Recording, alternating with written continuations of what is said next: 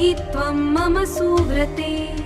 पुत्रां पौत्रांश्च सौख्यं च गृहाणार्घ्यं नमोऽस्तु ते अवैधव्यं च सौभाग्यं देहि त्वं मम सुव्रते पुत्रां पौत्रांश्च सौख्यं च गृहाणार्घ्यं नमोऽस्तु ते